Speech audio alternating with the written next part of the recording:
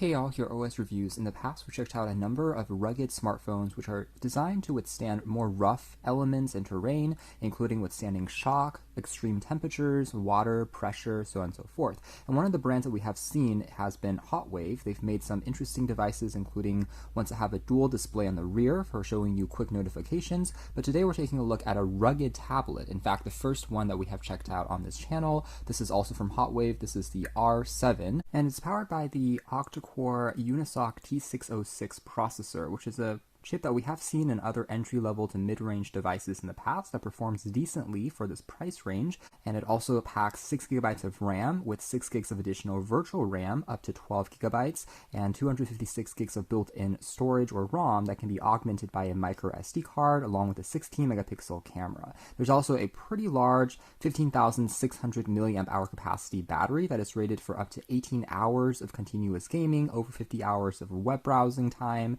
and over 900 hours of standby. So this is definitely going to be an endurance champion. It even supports reverse charging via OTG. So if you plug into other phones, it can act as a power bank in emergency. And the military specification makes this a good choice if you're working in construction zones or if you're going to more extreme conditions such as camping, where you're a bit more rough with the device. It's going to be waterproof. And then other goodies include an additional tempered glass screen protector for some added durability if you want to put it over the display. There's also a carrying strap that you can attach onto the back of the tablet. That accessory can be mounted using these aluminum plates that you can screw on with the included screwdriver. There's also a charger here that is using USB Type-C, providing up to 20 watts along with a Type-C to Type-C cable. There's also a OTG adapter included to transform it into a Type-A slot if you want to then use it as a power bank or connect other accessories including keyboard and mouse or even hard drives. Last but not least, there's a quick user guide along with a SIM ejector tool and some wipes to clear off the display if you're popping on the screen protector. And now coming back to the tablet, this is basically where the two straps can be attached onto the back using these two screws just by popping them into place. It works quite well if you want to hold it in a position like this. If you're worried about dropping the tablet, it offers you another way to grip it. Certainly a design that I've never seen before on other standard tablets. Now, as far as the actual build itself, it is very well constructed, made out of this soft touch silicone rubber with some carbon fiber texture going on. The rear here houses just a single 16 megapixel autofocus camera with an LED flash.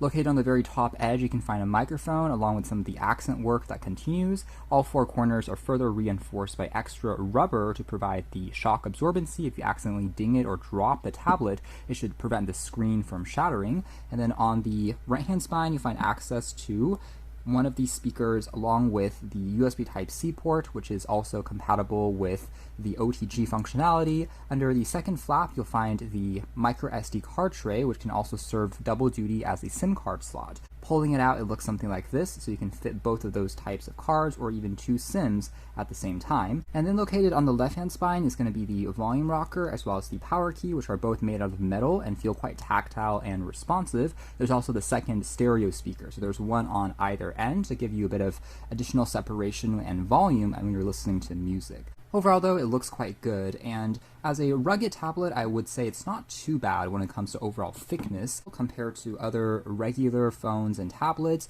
with maybe an extra silicone case attached to it. And there is already a factory pre-applied screen protector when you first take it out of the box.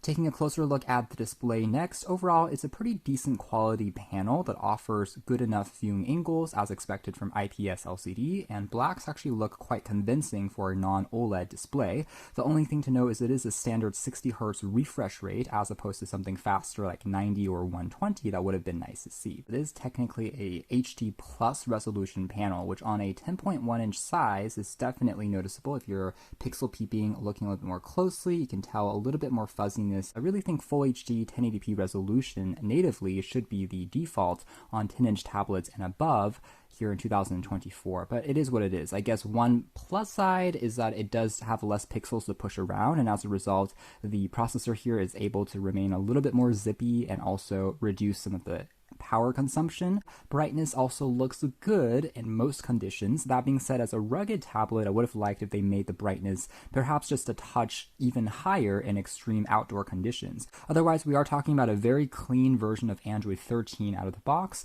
quite vanilla feeling without much additional bloatware to speak of, which is very good. It only occupies around 14 to 15 gigs of space out of the 256 gigabytes when you first take it out of the box, and this tablet does have built-in GPS as well, in addition to, again, cellular, Wi-Fi, and also Bluetooth, so it is quite similar to a smartphone in that regard. You can use it for maps and navigation if you get lost in the wilderness. Just 64% here can last you more than 2 days. So when on a full charge, you can typically get around 4 to 5 days of usage if you're a little bit lighter with the tablet.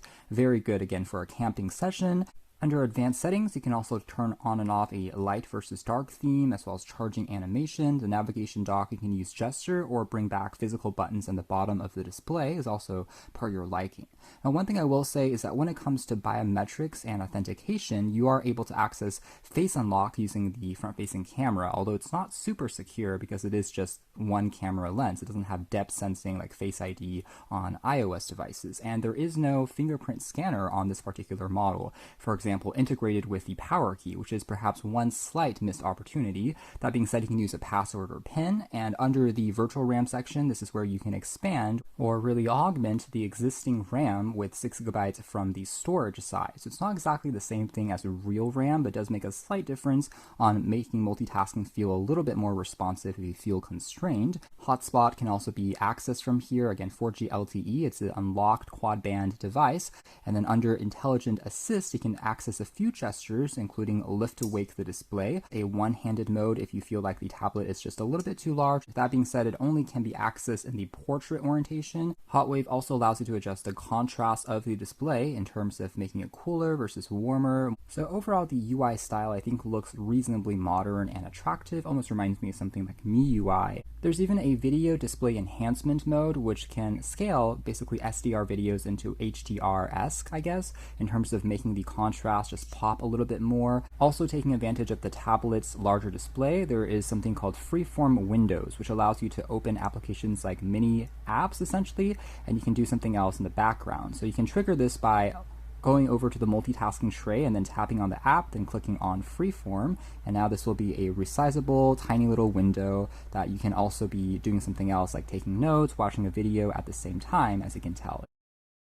It can be useful also if you are connecting a wireless or wired mouse using OTG and then dragging it around with a cursor point. That is one neat addition that you have here. Other mini apps that can make sense here including the calculator, which can also rescale and automatically change the size depending on how large the app here is running. You can also install parallel or cloned apps on the HOTWAV R7 as well. So you can, for example, run 2 instances of WhatsApp or Facebook, Twitter, X, so on and so forth, and log in with 2 different accounts. So somewhat surprisingly, it actually is pretty stacked with some subtle software adjustments and customization options. You can even open up a emergency SOS mode. Again, this can be triggered by 5 taps on the power key, and it will make a call, send your location, or record a video, and be able to preserve those moments when you are in danger. So that is actually quite handy on a rugged tablet like this. I will also say that to HOTWAV's credit, since using this tablet over the past few weeks, I have received 2 to 3 firmware updates as well to slightly improve on the system stability with some bug fixes and patches here and there. So you will occasionally get some of those updates, although OS level upgrades are still probably quite scarce on some of the smaller manufacturers like this at the end of the day. That being said, if all you're doing on here is web browsing as well as maybe communicating, doing some simple applications, you should still be mostly fine, but it is an area where hopefully the industry continues to push for longer term OS updates, even on increasingly more budget as well as smaller brands. If we look a little bit more closely, there is an FM radio app that can be quite handy, though you do have to plug in headphones to act as the antenna. Although this model doesn't have a standard 3.5mm headphone jack, as we saw there earlier. So you have to use the Type-C, converting it to a 3.5mm adapter, which is an accessory that isn't included in the box, interestingly. So that's also maybe a slight quirk just to keep in mind. I think a standard headphone jack would have been nice. There is also a game mode on here, though, which allows you to kind of further optimize on the system performance, block any incoming notifications while you are gaming. A basic sound recorder on here as well that takes advantage of the microphone phone. You can also find a easy launcher as well that will simplify the kind of way that menus are being displayed into a grid-like layout that is actually quite reminiscent of Windows Phone and kind of Metro UI from back in the day. But on here you have a few more default applications that you can trigger. Virtual keys at the bottom are also being displayed, which is reminiscent of, I think, Samsung's UI in terms of some of the fonts, but overall it looks clean enough. What I will say is one quirk is if you are going into the easy launcher mode and then transitioning back into the regular view, it will retain the virtual navigation buttons at the bottom instead of remembering if you, say, use gesture navigation from before. For the most part, navigating around the UI still feels fast and fluid enough. For a more entry-level tablet, that is, it doesn't seem to hang up or get too slow, and the entire device is quite cool during operation, never really overheats or gets uncomfortable to use, which is at least good. There's also a child mode as well, essentially acting as a vault for only certain applications whitelisted by a parent that a child can play with, and locking down other system apps using a password. Last but not least, there is a Toolbox app, which is again very similar to on their rugged smartphones, where you're also able to leverage certain utility tools that might come in handy if you are in construction. For example, there is a sound meter that uses the microphone to just track how loud your ambient environment is. There is a siren or alarm mode that will use the stereo speakers to blast a very loud noise if you are in an emergency. And there's also protractor as well as a picture hanging tools to measure your current angle as you're holding onto the tablet. Otherwise, aside from the split screen views that you get from Android 13 by default to take advantage of the tablet form factor, such as being able to see a little bit more information here on the side, and also the mini app view that we saw there from before, you can also leverage split screen multitasking in a more conventional way. So you can also tap on the app here, split it to the left, for example, and also tap on another app here to use on the right, and you're able to do two things at once, like taking notes while watching a video, and you can also rescale these windows dynamically as well. So this is pretty standard to regular Android, but makes sense on a larger screen like this. So anyways, jumping into the camera next, I would say this is one area where on tablets in general, we don't expect it to have outstanding performance. As long as it's good enough, it gets by, and that's mostly the case here. The UI is kind of borrowed from their smartphones, but it gives you options including toggling on HDR, the flash, as well as going to some different filters that you can play with. There is also Google Lens integration, so if you are scanning in things like a barcode or an object, it will search Google for you. You can also find some pro mode controls as well for adjusting ISO, white balance, exposure, time-lapse, panorama, and then under more, you can also find the ability to scan in manual QR codes as well as record an audio note. And video, by the way, can be recorded up to Full HD 1080p resolution at 60 FPS, but again, good enough for just a simple tablet, that is. Front-facing camera is exactly the same sensor as the rear-facing one, so at the very least, details aren't too shabby. And here we have just a very quick demo of scanning in some text, which as you can tell looks quite clear, which ultimately is the main use case of a tablet camera at the end of the day, so it's going to be good enough just to get you by. And now jumping into a quick demo of video playback and also what the speakers sound like next.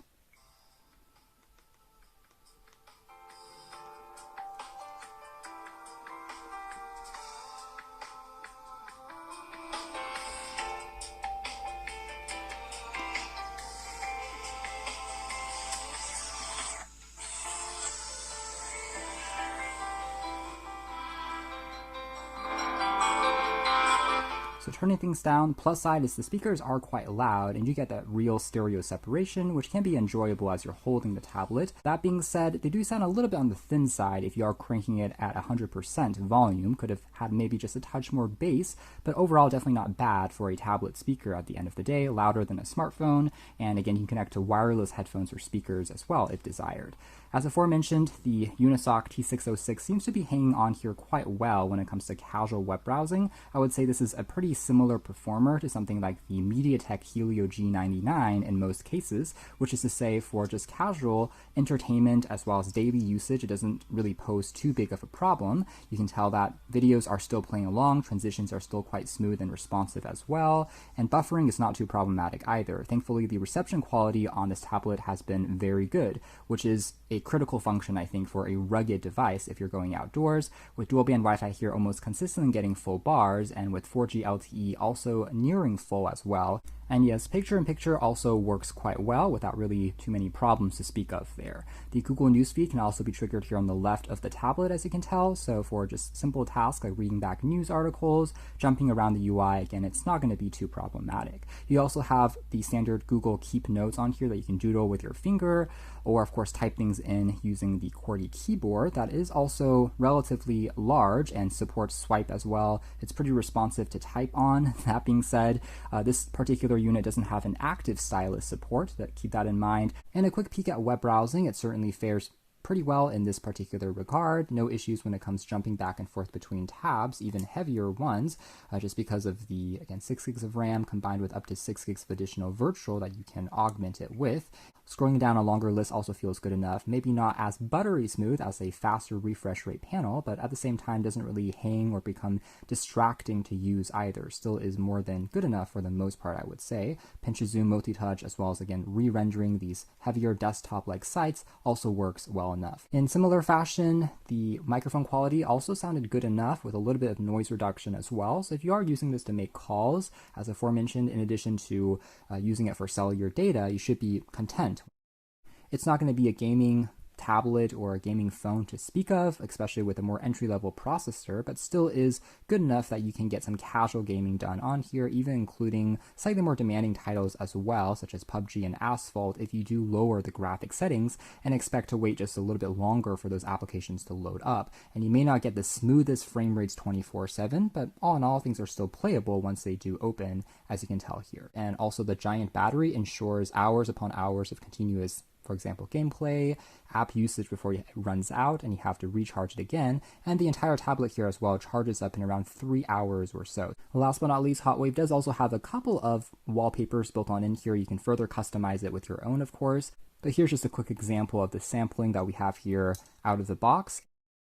At the very least, this is a fully laminated display, so there is no gap between the glass as well as the LCD underneath, slightly improving on the clarity and also the glare of the display to some extent, I would say. Now, maybe one other nice-to-have function for this tablet would have been some type of kickstand, maybe even an extra accessory that could be an alternative to the strap that we have on the back, since, again, even though it's not overly thick or too heavy for what it is, it would still nice to have that additional kind of modular accessory if you do want to watch videos and movies with it, but that is certainly something just to consider maybe in a next-gen model.